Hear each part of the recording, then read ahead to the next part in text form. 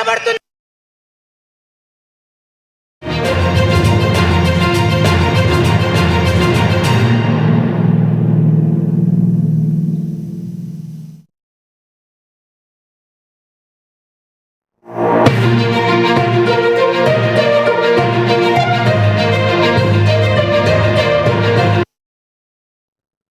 మరో breaking news చూస్తున్నాం. తెలంగాణలో మరో కొత్త రాజకీయ పార్టీ ఆవిర్భవించిన నేపథ్యంలో ఆసక్తికర పరిణామం చోటు చేసుకుంది. తెలంగాణ జాగృతి అధ్యక్షురాలు కవిత తన పార్టీకి తెలంగాణ రాష్ట్ర సేన అని పేరు పెట్టడంపై బీఆర్ఎస్ పార్టీ స్పందించింది. ఈ మేరకు బీఆర్ఎస్ తన అధికారిక ఎక్స్ ఖాతాలో ఓ సెటైరికల్ పోస్ట్ పెట్టింది. కోల్గేట్ టూత్పేస్ట్, బిస్లరీ వాటర్ బాటిల్కు సంబంధించి ఒరిజినల్, నకిలీ ఉత్పత్తుల ఫోటోలను పక్కపక్కనే జోడించింది. దీనికి ఒరిజినల్ ఎప్పటికీ ఒరిజినల్ అనే క్యాప్షన్ను జత చేస్తుంది బీఆర్ఎస్ మీడియా.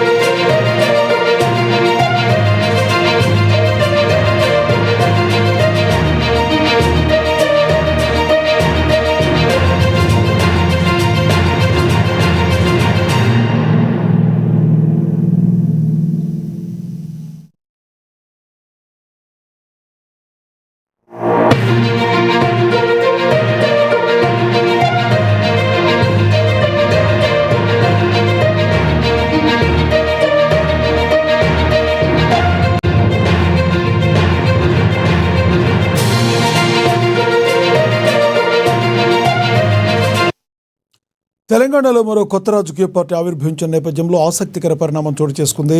తెలంగాణ జాగృతి అధ్యక్షురాలు కవిత తన పార్టీకి తెలంగాణ రాష్ట్ర సేన అని పేరు పెట్టడంపై బీఆర్ఎస్ పార్టీ స్పందించింది. ఈ మేరకు బీఆర్ఎస్ తన అధికారిక ఎక్స్ ఖాతాలో ఓ సెటైరికల్ పోస్ట్ పెట్టింది. కోల్గేట్ టూత్పేస్ట్, బిస్లరీ వాటర్ బాటిల్కి సంబంధించి ఒరిజినల్, నకిలీ ఉత్పత్తుల ఫోటోలను పక్కపక్కనే జోడించింది. దీనికి ఒరిజినల్ ఎప్పటికీ ఒరిజినలే అనే క్యాప్షన్ను జత చేస్తుంది. దీనిపై మరింత సమాచారం మా ప్రతినిధి హరీష్ ఫోన్ ద్వారా అందిస్తారు.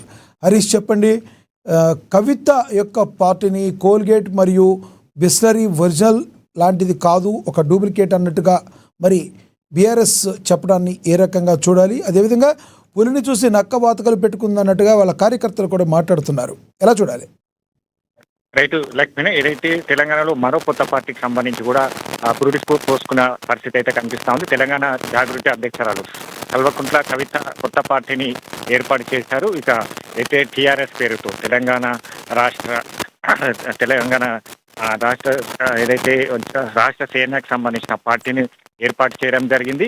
ఇక దీన్ని ఆమె టీఆర్ఎస్ గా ఏదైతే చెప్తూ ప్రధానంగా పార్టీకి సంబంధించి కూడా ఈరోజు రిలీజ్ చేసిన నేపథ్యం అయితే కనిపిస్తుందో, పేరు కావచ్చు, జెండా కావచ్చు, మొత్తంగా దీనికి సంబంధించి కూడా బీఆర్ఎస్ నుంచి కూడా సెటైరికల్ కామెంట్స్ వస్తూ ఉన్న నేపథ్యం అయితే కనిపిస్తూ ఉంది. ప్రధానంగా గతంలో ఇప్పుడు కొనసాగుతున్న బీఆర్ఎస్, గతంలో టీఆర్ఎస్ తెలంగాణ రాష్ట్ర సమితి పార్టీగా కొనసాగింది. ఇప్పుడు పులిని చూసి నక్కవాత పెట్టుకుంటుంది.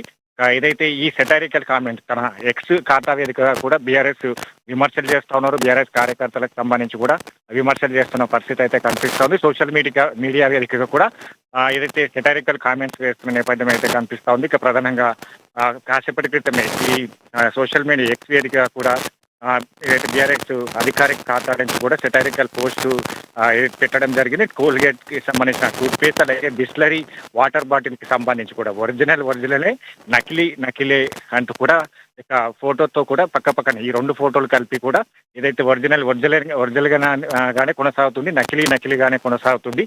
పులిని చూసి నక్క వాత పెట్టుకోవచ్చు కూడా, నక్క వాత పెట్టుకోవడం సరైనది కాదన్నట్టుగా కూడా సెటైరికల్ కామెంట్స్ చేస్తా ఉన్న పరిస్థితి అయితే కనిపిస్తా ఉంది. మొత్తంగా ఇప్పుడు పొలిటికల్ హీట్ పెరిగిందని చెప్పవచ్చు. ఎందుకంటే గతంలో మొన్నటి వరకు కూడా ఆమె పార్టీ పేరుకి సంబంధించి ఏదైతే సస్పెన్స్ కొనసాగుతూ వస్తున్న నేపథ్యం ఉన్నది. టీపీఎస్ కావచ్చు, ఇతర పార్టీకి సంబంధించి కూడా తెలంగాణ జాగృతి పేరుతో కూడా పార్టీని ఏర్పాటు చేయబోతారు, ఆ పార్టీకి ఆ పేరు పెట్టబోతారు అన్నట్టుగా కూడా వార్తలు చక్కర కొట్టిన నేపథ్యం అయితే కనిపిస్తా ఉంది. ఇక ప్రధానంగా ఇప్పుడు బీఆర్ఎస్ ని ట్యాకిల్ చేసే విధంగా కూడా టీఆర్ఎస్ ని ఆ పేరు ఎన్నుకోవడం వెనుక ఎలాంటి వ్యూహం ముందుగా ఆమె రచించింది. దీనికి సంబంధించి కూడా ఏదైతే ఈ పేరును అనౌన్స్ చేసేందుకు కూడా లీక్స్ కూడా ఇవ్వకుండా ప్రధానంగా ఈ రోజే ఏదైతే మునీరాబాద్ సభ వేదిక కూడా ఈ పేరును అనౌన్స్ చేయడం కావచ్చు.